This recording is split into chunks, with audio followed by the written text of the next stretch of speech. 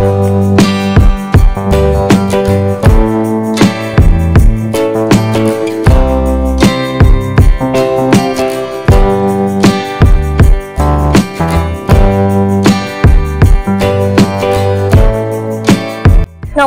আমার প্রিয় বন্ধুরা আজকে রেসিপি আলুর পরোটা। চলুন দেখে নিই রেসিপিটি। বন্ধুরা, এখানে আলুর পরোটা করব বলে আমি আটা নিয়ে নিয়েছি। এখানে কিন্তু পুরো আলুর পরোটাটাই আমি আটা দিয়ে করব। যে কোনো ধাবাতে আপনারা দেখবেন আলুর পরোটা কিন্তু আটা দিয়েই করে। এখানে আমি আটা নিয়ে নিয়েছি, আটার সাথে পরিমাণ মতো নুন মিশিয়ে জল দিয়ে আটাটাকে ভালো করে মেখে নেব।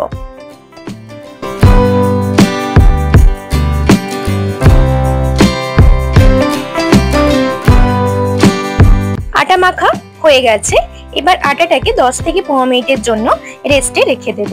আর ততক্ষণে কিন্তু আমি আলুর পুরটা রেডি করে নেব। আমি এখানে আলু সেদ্ধ করে রেখেছিলাম, এবার আলুগুলোর খোসা ছাড়িয়ে নেব।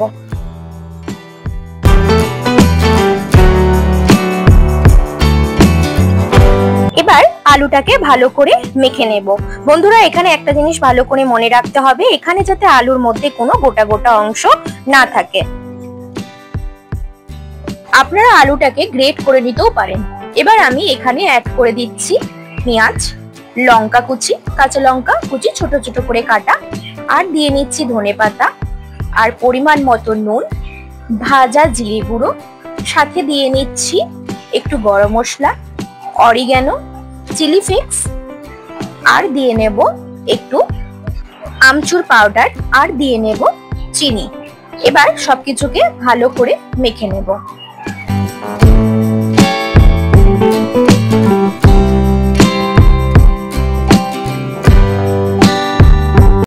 আলু মাখার মধ্যে আর একটা জিনিস অ্যাড করে নেব, সেটা হলো ছাতু। এখানে ছাতুর পরিবর্তে আপনারা বেসনেরও ব্যবহার করতে পারেন। এই ছাতু দেবার ফলে আলুর পুরটা যেমন ভালো হয়, তেমনি এর টেস্টটাও কিন্তু একটু বেড়ে যায়। দেখতেই পাচ্ছেন আলু মাখাটা আমি কিভাবে মেখেছি, এটা কিন্তু আটার মতোই একটা ডো হয়ে গেছে। এবার এখানে আটা থেকে লেচি কেটে নেব। আলুর পরোটার জন্য আটার লেচি কিন্তু একটু বড় হবে।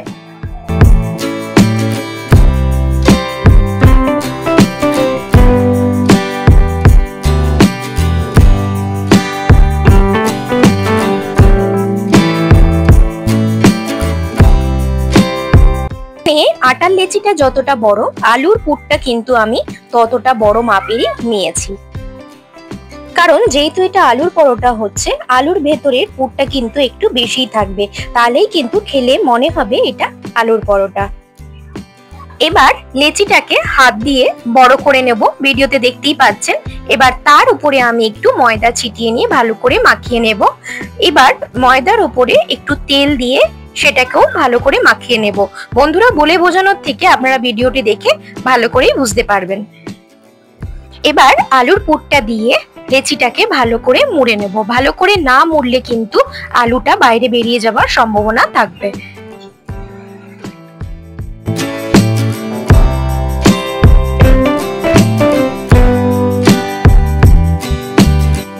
এবার ময়দা দিয়ে আমি পরোটাটাকে বেলে নেব। বন্ধুরা, বেশি চেপে কিন্তু পরোটাটাকে বেলা যাবে না, হালকা করে পরোটাকে বেলে নিতে হবে, নইলে কিন্তু আলুর পুরটা বাইরে বেরিয়ে যাওয়ার সম্ভাবনা থাকবে।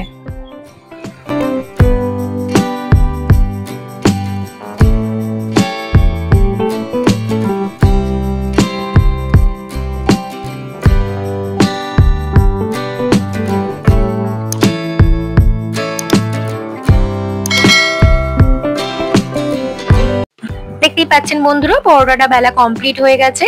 আর পরোটার বাইরে কিন্তু কোথাও আলু বেরিয়ে যায়নি। ওপর দিয়ে দেখে মনে হচ্ছে ভেতরে আলুর পুর আছে, কিন্তু কোথাও বাইরে দিয়ে কিন্তু বেরিয়ে যায়নি আলুর পুরটা। বন্ধুরা, এখানে আলুর পরোটাটা কিন্তু অনেকটাই বড় হয়েছে, দেখতেই পাচ্ছেন, যেখানে একটা খেলেই কিন্তু পেট ভরে যাবে।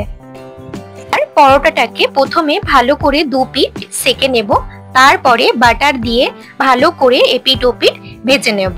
এখানে আমি বাটারের ইউজ করেছি, আপনারা চাইলে ঘি অথবা রিফাইন অয়েল ব্যবহার করতে পারেন। দেখতেই পাচ্ছেন বন্ধুরা, পরোটাটা কতটা ফুলে উঠেছে, আর পরোটাটা দেখতে কতটা লোভনীয় লাগছে। এইভাবে আমি সবকটা পরোটাই 2 পিঠ ভালো করে ভেজে নেব। আমার প্রিয় বন্ধুরা আমার এই ভিডিওটি যদি আপনাদের ভালো লেগে থাকে তাহলে ভিডিওতে একটা লাইক করে দেবেন আর আমার এই চ্যানেলটিকে প্লিজ একটু সাবস্ক্রাইব করে দেবেন।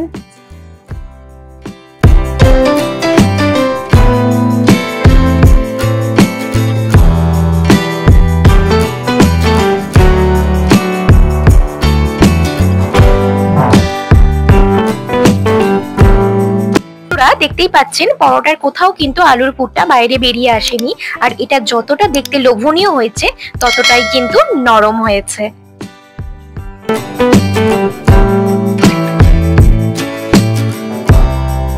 দেখতেই পাচ্ছেন বন্ধুরা পরোটাটা কতটা নরম হয়েছে, আর ভেতরের পুরটা আমি আপনাদের দেখাচ্ছি। পরোটার পুরটা কিন্তু বন্ধুরা এক জায়গায় থাকবে না, পরোটা চারিদিকে ছড়িয়ে থাকবে। দেখতেই পাচ্ছেন আমি ছিঁড়ে আপনাদের দেখাচ্ছি। দেখুন বন্ধুরা পরোটার পুরটা কিন্তু চারিদিকে ছড়িয়েই আছে। বন্ধুরা আমার এই ভিডিওটি শেষ পর্যন্ত দেখবার জন্য অসংখ্য ধন্যবাদ রইল। নমস্কার।